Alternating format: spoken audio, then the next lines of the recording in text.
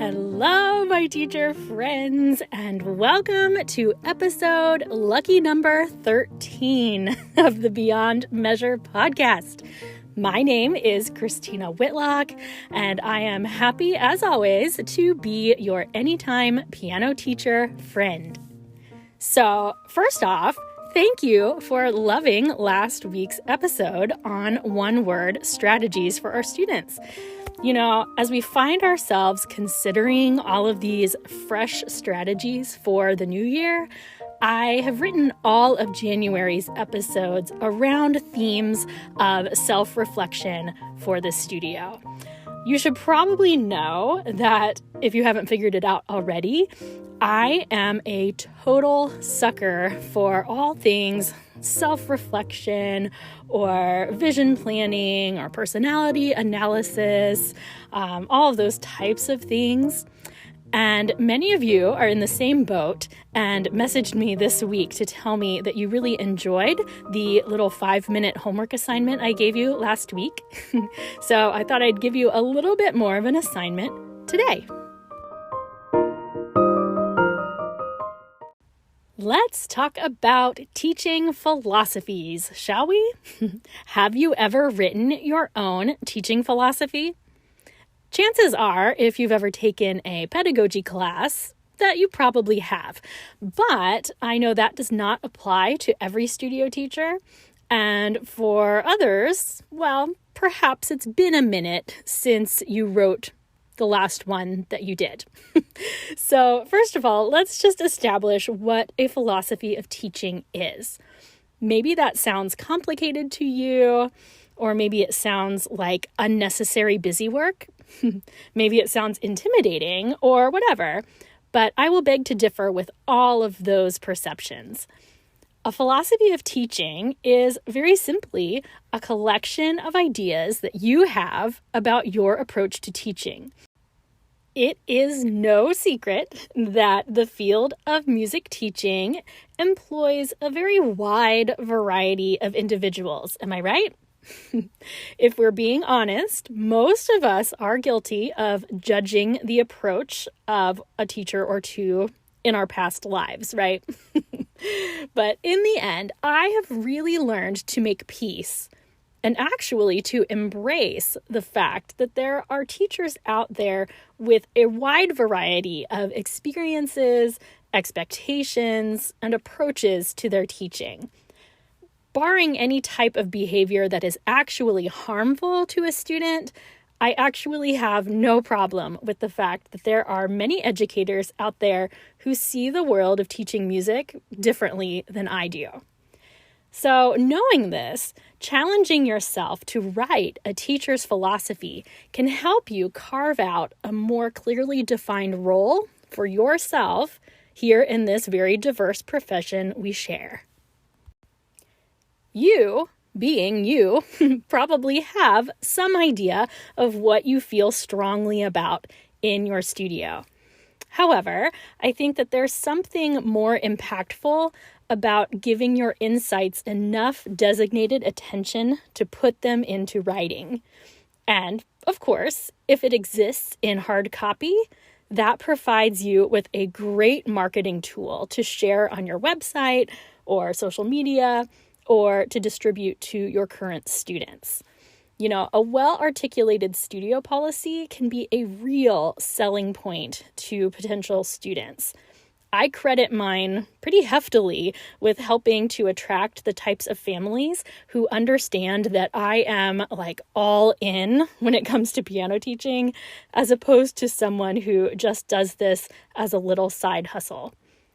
And if nothing else, an effective studio policy is one of those things that screams, I am a professional, without actually having to declare, I am a professional.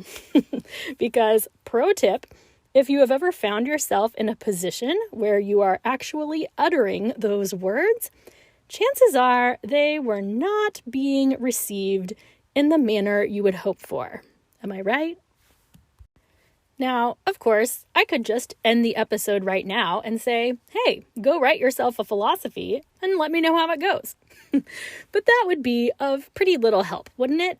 So never fear, your Anytime Piano Teacher friend here has a tried and true system to share with you. And the best news is it really does not involve anything like sitting down for 5 straight hours and deep thinking and beating yourself up over your inabilities to craft perfectly written philosophies, right? It's actually pretty simple. If I'm being honest, I actually love to write, and poring over crafting the perfect sentence is actually something that brings me a lot of joy. But I would definitely not consider myself in the majority on that point. So here, my friends, is my foolproof strategy for writing a studio philosophy. Many years ago, I would say it was probably somewhere in the neighborhood of 2008, I attended a symposium at Butler University where Steve Roberson talked about this idea of building a studio philosophy. He compared it to a program that used to air on NPR called This I Believe.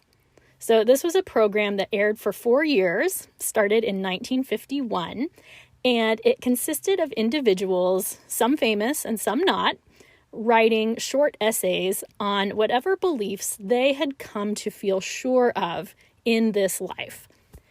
And during that workshop, Dr. Roberson challenged us to approach our teaching philosophies with that one simple question. When it comes to teaching music, what do I believe? I'll say it again. When it comes to teaching music, what do I believe? Well, even though at that point in my life I had already written multiple philosophies for multiple pedagogy courses, I found Dr. Roberson's perspective to be delightfully straightforward, and it has really stuck with me ever since that day. And now that I find myself in a position where I am teaching piano pedagogy courses myself, my first semester students are given a handout on day 1 titled This I Believe. I invite them to keep that document close while we're in class and to set up a note on their phones or wherever that they can keep track of ideas that come to them over the course of the semester. After all, we all know some of our best ideas come to us when we least expect it, right? One reason I really like this approach is the fact that the prompt doesn't hold any pressure. There's no need to craft the perfect sentence because you really can do this in bullet points. It doesn't have to be like a life-defining reflection of your contributions to our field. And really, there's no requirement of how many beliefs you even have to list. After all, when it comes to something like this, simplicity often communicates more than something really verbose ever will, right? There's also no time frame. It's an easily editable, adaptable collection of thoughts, and that's it. Since our approaches to teaching are likely, hopefully, going to evolve over our entire careers, something as simple as asking yourself, when it comes to teaching, what do I believe, is a really manageable question. So, teacher friends, that's what I would encourage you to do today. Start a note in your phone or in your bullet journal or any place you have easy access to, and over the next few weeks or months, add whatever thoughts come to your brain, just fundamental aspects of music teaching. I'll give you mine momentarily. After a few weeks or months or whatever of collection, then you can go back and think a little bit deeper on these things. You can edit them a little bit more substantially, and voila! You will have yourself a studio teaching philosophy that helps you define your special place in this teaching space. So, in the name of going first, I will share with you the philosophy that I have on my studio website at the current moment. Now, let it be known that especially after putting this episode together, I feel challenged in my own right to kind of start over from scratch. Perhaps you are in the same boat as me in the fact that I do review my philosophy every summer, and sometimes I make small tweaks to it, but I also can't help but feel like, rather than editing an already existing document, I think it might be really helpful for me to kind of start from a clean slate. So I am going to join you in compiling a list of fresh ideas over the next several weeks. It's very likely I'll end up with the same exact ideas as I already have published, but maybe I won't. I figure if nothing really changes, I can at least just move forward further affirmed. But you never know. Perhaps I'll stumble upon some worthy improvements. As I mentioned before, I really tend to think that simple is the key here. However, brevity has never been my strong suit, so these are probably a little lengthier than I see in my ideal mind. More reason to revise, I suppose. But just so you know, I'm going to read you the primary bullet points of the philosophy I have posted. But on my website, each of these bullets contains some accompanying text. So if you're really interested in reading the entire thing, feel free to Google Whitlock Piano Studio Philosophy, and I'm sure you will find it. Anyway, the basics of my current studio philosophy read like this. As founder of Whitlock Piano Studio and as a teacher of music, I believe the following. And the bullet points from there read, everyone, regardless of age or unique ability, is capable of making music successfully. Second bullet point, relationships are key to successful music study.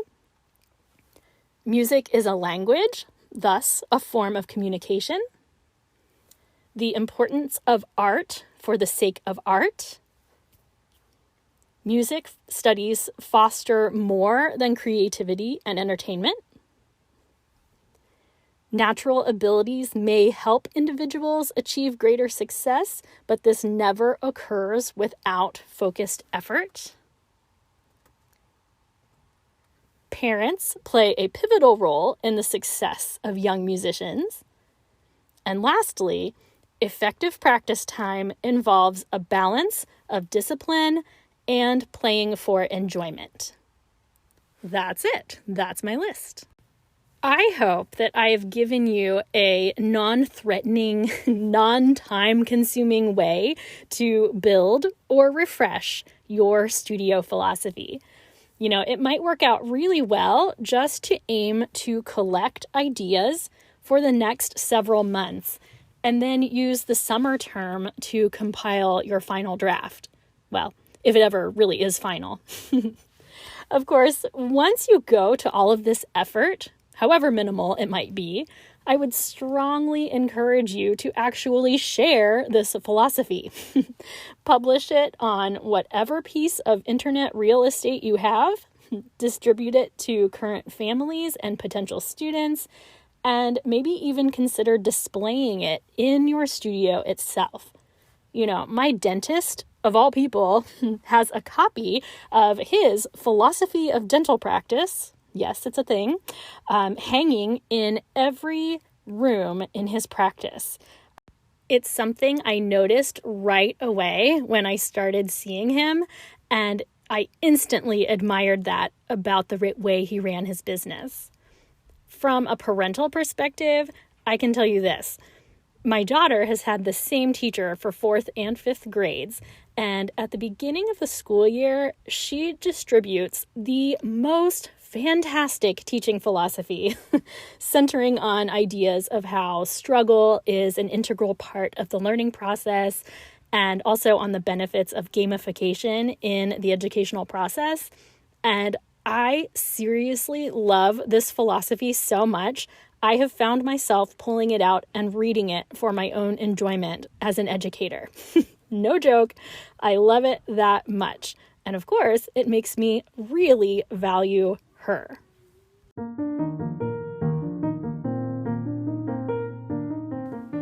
Well, it's that time to almost say goodbye. But first, I can't help myself. I need to give a proper send-off. Allow me, once again, to offer a toast to you. Music teacher friends of the world, we are changing lives every week.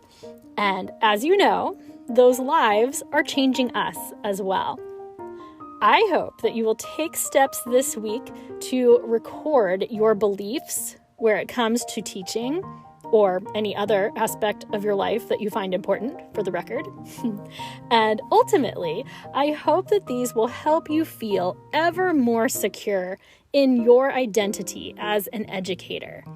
Your ideas do not have to resemble mine. In fact, the entire point of this exercise is to search your own values and ideas. I raise a glass to you, my teacher friends, and I honor the uniqueness that you bring to our field. Thank you for being part of such important work. Hear, hear.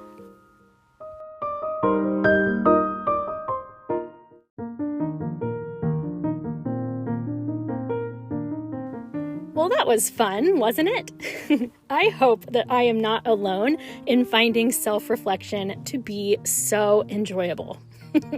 Speaking of enjoyable, be sure to come hang out with me on Instagram and on Facebook. Just search up Beyond Measure Podcast and you will find me there. I wanted to throw out a humongous thank you this week to those who are writing reviews for me on Apple Podcasts. So if you don't know, the star reviews that you can leave are awesome, and thank you so much for those. But the written reviews are what really give the algorithms the incentive to boost this podcast further into cyberspace. So thank you to those of you who have left written reviews. And I mean, seriously, you have all echoed every hope that I've ever had for this podcast. And so that has been really wildly affirming. So if you have written, just know that you hold a very special place in my heart. And for the rest of you, just know that that's a place in my heart that has room for more, okay? All right, I'll leave that there, my friends. Thank you again for hanging out with me today. And take those philosophy notes this week. And we'll see you back here on Monday. Let's make it a good one, everyone.